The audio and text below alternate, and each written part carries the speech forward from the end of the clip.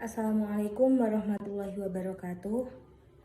Yang terhormat Bu Ana Yulia Hartati selaku dosen pengampu mata kuliah Public Speaking HI semester 5.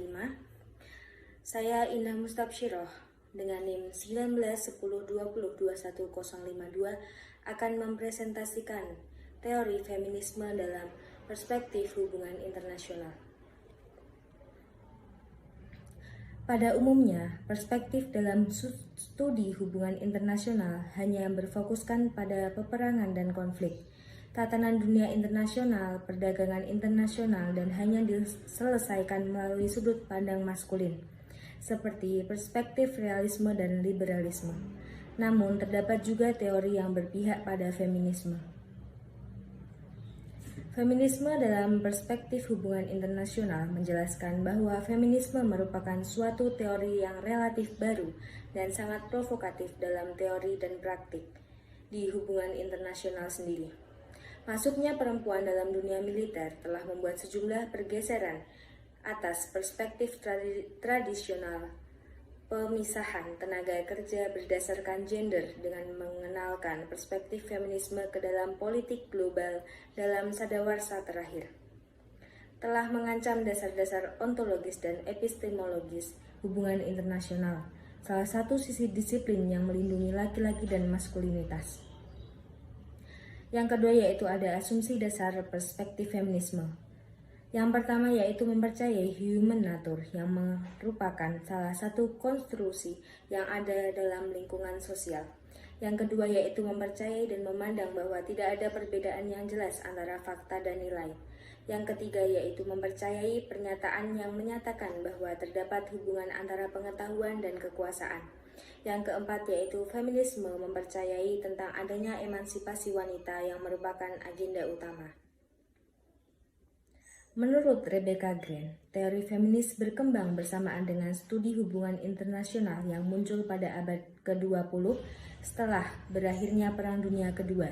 Teori feminisme bisa dibilang adalah sebuah kritik tajam dan dengan tujuan mentransformasikan tekanan struktural dalam melibatkan pengalaman-pengalaman perempuan.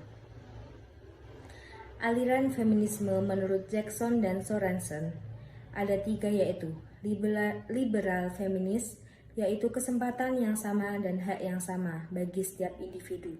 Yang kedua radikal feminis, yaitu kurang fokus pada gagasan kesetaraan dan lebih pada pengertian perbedaan.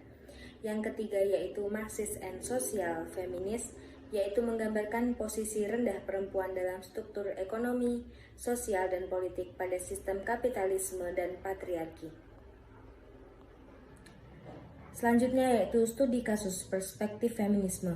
Di sini saya mengambil studi kasus yaitu perempuan Peshmerga Kurdi di Irak dalam melawan Islamic State of Iraq and Syria yaitu ISIS. Partisipasi wanita bukanlah hal yang baru dalam sejarah suku Kurdi dan Irak di Turki.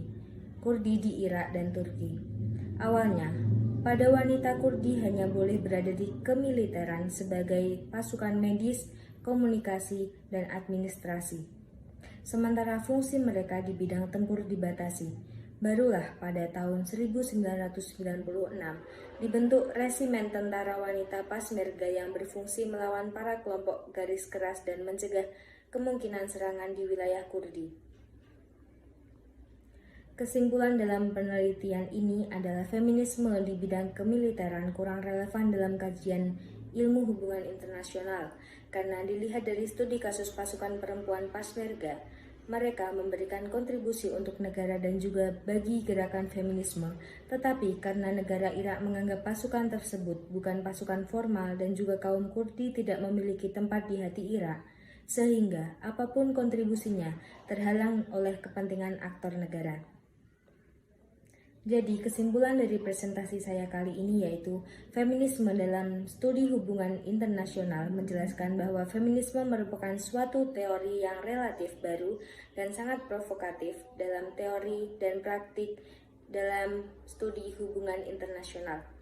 Perspektif feminisme ini pada dasarnya muncul sebagai sebuah pergerakan emansipasi yang menuntut adanya kesetaraan dan kebebasan yang telah dianggap tidak adil bagi kaum feminis. Feminisme ini terbagi menjadi beberapa pendekatan, yakni liberal feminis dan radikal feminis. Menurut pandangan feminisme, gender memainkan peran penting tidak hanya di ranah rumah tangga, tetapi juga kancah politik internasional.